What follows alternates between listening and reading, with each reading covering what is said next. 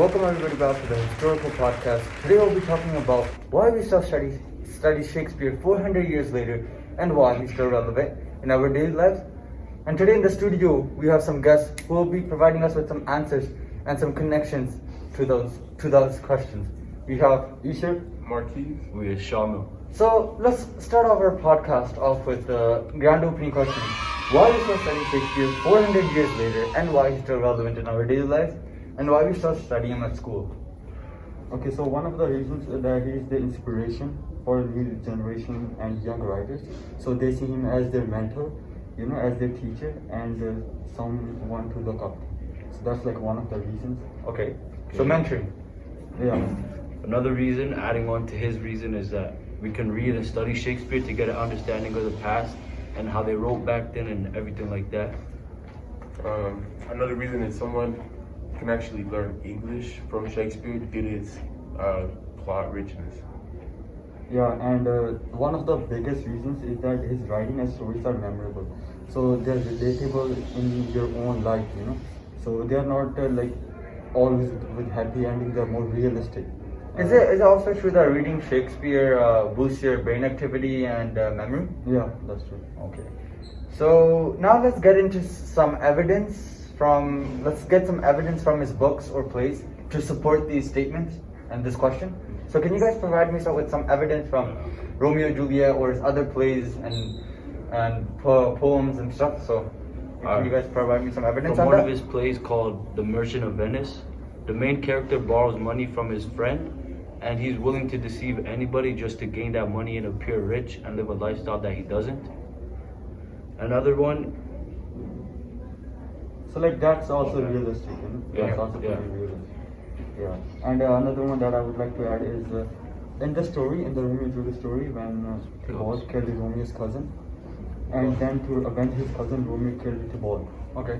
And that's pretty realistic because that happens in real life for properties, to take over properties and all that kind of So stuff. yeah, you're saying you made a connection of that's a cousins killing because it's true, it happens Yeah. back in India and as well, Yeah, in over India, property other and stuff. countries, yeah. What do you have to say on this, Marquise? Yeah, I think another truth or truth that can come from his stories is that Romeo and Juliet is one of the biggest examples because in the story you have two families feuding and there's two lovers from these two different families who are feuding. They want to be together but one can't due to the family's feud. Okay. So those were really good evidences. Now I just want to see, can you guys actually connect yourself to the text? So make a text to self connection or a text to world connection from the book Romeo and Juliet or his other plays or just overall his literacy, his writing. Could you guys make a text to self or a text to world connection? Yeah. So his English vocabulary and literacy was so rich that it helped us today. It helped us today and everyone because he, as you know, he's invented a lot of words. He made a lot of words which has a big impact and influence on English itself. Okay. So that's like a big thing because it's English. adding on to Eashar, as he's talking about influencing, it's also influence of people themselves. It's also influenced people themselves. And yeah. What do you have to say on this, Marquise? I think that in his stories there's certain characters that will go behind people's backs and that is definitely a thing that happens quite often in today's society. Yeah, today's society, I can agree with that point with Marquise over here. So can you guys also make some